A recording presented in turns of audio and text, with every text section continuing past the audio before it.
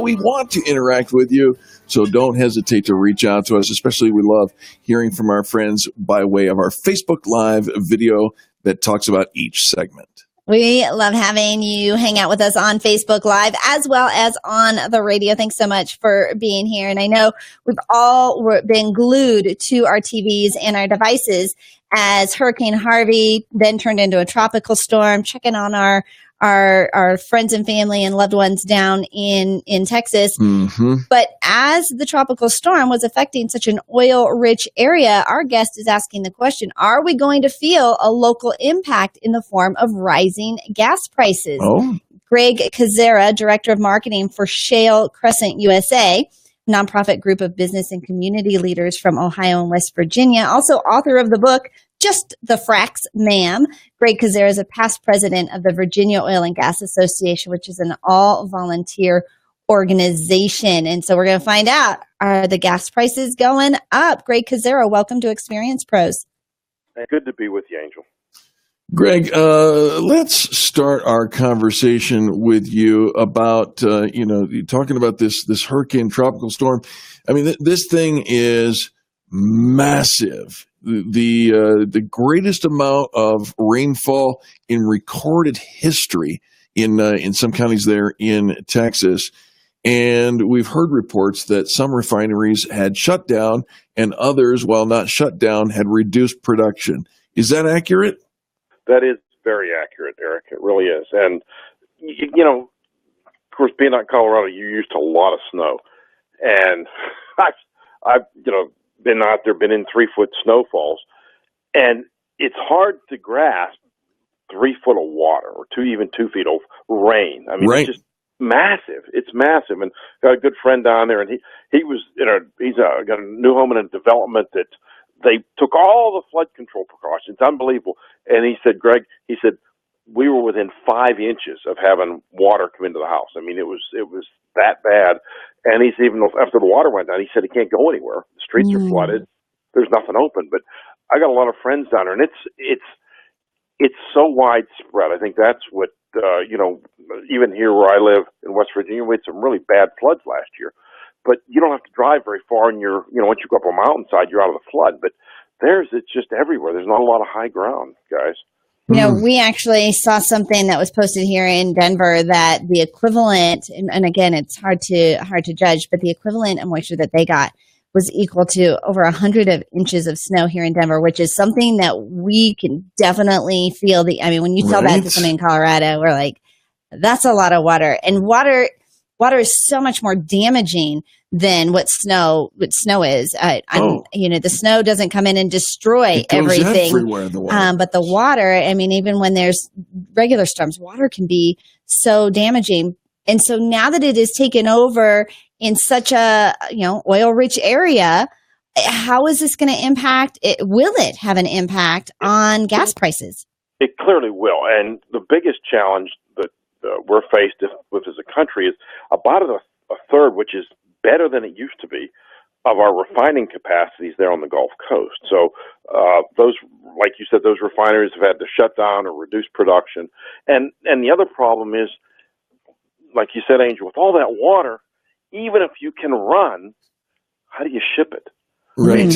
Yeah, you can't put it on a truck because the roads aren't going, and even rail isn't. When you got that much water, you can't put it on a train. So until that water starts to go down, it's going to be a challenge no matter what. That's the bad news. The good news is that the world has changed since Katrina. I remember when Katrina happened, it was literally overnight. The storm hadn't even hit landfall, and we were up 25 cents a gallon. Well, today, as bizarre as it is where I live here in West Virginia, my gasoline prices went down on Sunday.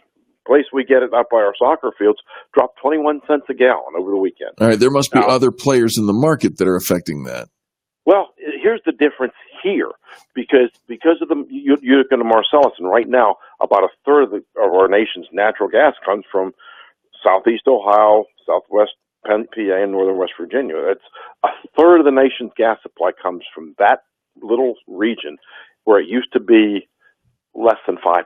So that's been a big thing. But that area is also rich with liquids in that gas, and we've got several refineries in the area that are refining those liquids into gasoline. So they're totally independent of the Gulf Coast, or certainly no foreign oil or anything.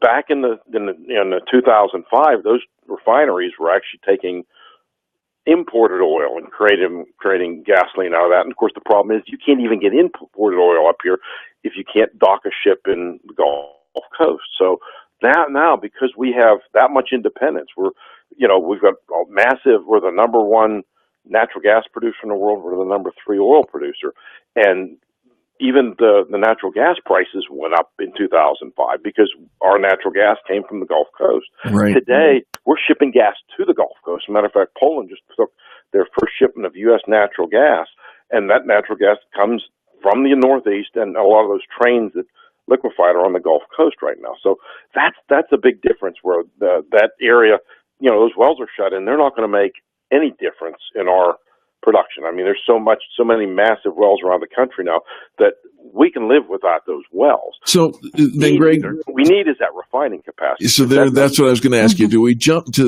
now make the jump to what we need to do is build more refineries?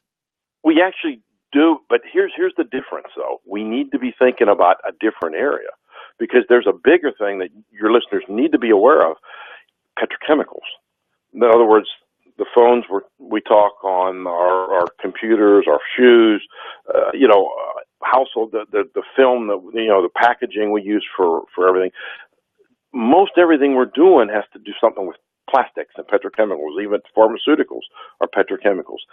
70% of the U.S. U.S. petrochemical capacity, or a large part of it's Gulf Coast, but 70% of the Gulf Coast is shut down right now. I got a friend that's in that industry, and he said right now 70% of the petrochemicals that come out of the Gulf Coast are shut down.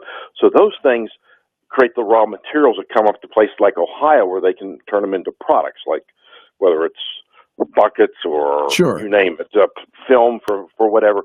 So all that, and so now those guys are having problems because they don't have feedstocks. They don't have those resins to create the household products that we use every day. So it just kind of trickles down, doesn't it? On an economic scale, it's going to affect and those kind of things. Yeah.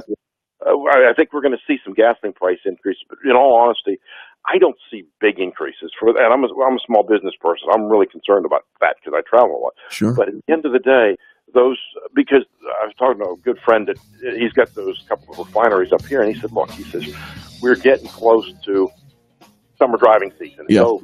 So Greg, we're going to have to thank you and let you go. We're right up against a commercial break, but we're grateful for what you're doing, and thanks for getting the word out. Kind of gives us a little peace of mind, but at the same time, we've got other hurdles to cover. That's ShaleCrescentUSA.com. Folks, we'll be back right after these messages. The Experience Pros, revolutionizing the way people treat people in business.